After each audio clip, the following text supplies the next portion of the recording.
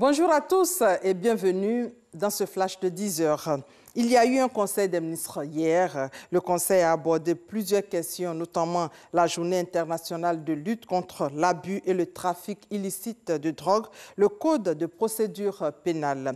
L'autre décision majeure concerne les élections régionales et municipales qui auront lieu en Côte d'Ivoire le 13 octobre 2018. On fait le point avec Awa Touré. Le Conseil des ministres réuni ce mercredi 18 juillet sous la présidence du chef de l'État, le président Alassane Ouattara, a décidé de la tenue de l'élection des conseillers régionaux et des conseillers municipaux le samedi 13 octobre 2018.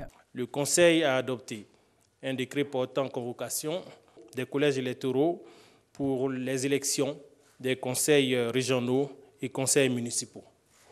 En application de la législation électorale nationale et sur proposition de la Commission électorale indépendante, ce décret convoque les collèges électoraux à la date du samedi 13 octobre 2018 en vue de procéder à l'élection des conseillers régionaux et des conseillers municipaux. D'autres textes viendront pour affirmer ou préciser les différentes modalités d'opérationnalisation de ces élections. Dans le cadre de la réforme du système judiciaire national, le Conseil a adopté un projet de loi portant code de procédure pénale. Tout en prenant appui sur les acquis de la cinquantaine d'années d'existence du Code, ce projet de loi porte des innovations fortes en ligne avec les évolutions de la justice pénale marquée par un grand respect des droits de l'homme. Ainsi, le projet de code réduit significativement les délais de procédure, clarifie la procédure de flagrant délit, encadre au mieux la détention préventive et prévoit la création de juridictions criminelles en remplacement des cours d'assises en vue de simplifier et d'accélérer les procédures criminelles. La Côte d'Ivoire va célébrer du 20 au 23 août à Abidjan la journée internationale de lutte contre l'abus et le trafic illicite de drogue. Le thème retenu au plan national pour l'édition 2018 est « Allons à l'émergence » à l'horizon 2020 avec une jeunesse saine, sans drogue. La commune de Cocody a été retenue pour abriter ces festivités avec pour objectif d'amener toutes les couches socioprofessionnelles et les jeunes en particulier à une plus grande prise de conscience des conséquences néfastes de la consommation de la drogue.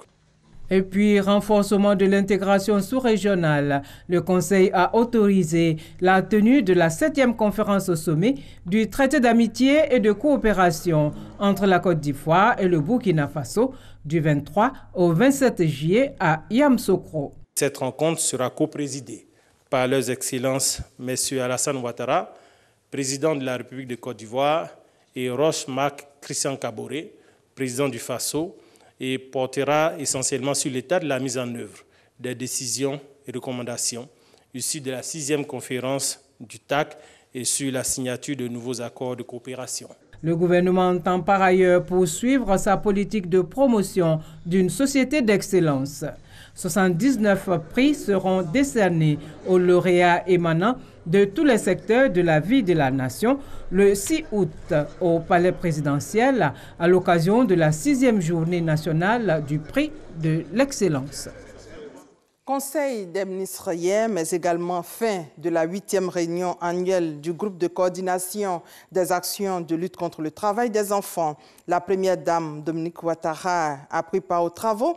Il était question pour les participants à cette rencontre d'identifier les voies et moyens à mettre en œuvre afin d'intensifier les bonnes pratiques visant à éradiquer le travail des enfants en Côte d'Ivoire et au Ghana.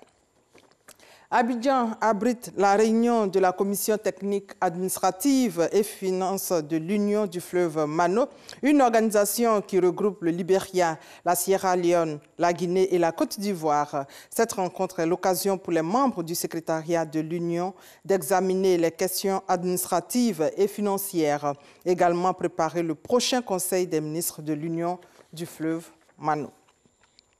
Au Nigeria, des hommes armés circulant à moto ont attaqué 5 villages mardi après-midi, tirant sans distinction sur les habitants et emportant des troupeaux de bétail. Ce sont au moins 30 personnes qui ont été tuées sur place. Et voilà, c'est la fin de ce flash. On se retrouve à 13h. Merci de votre fidélité.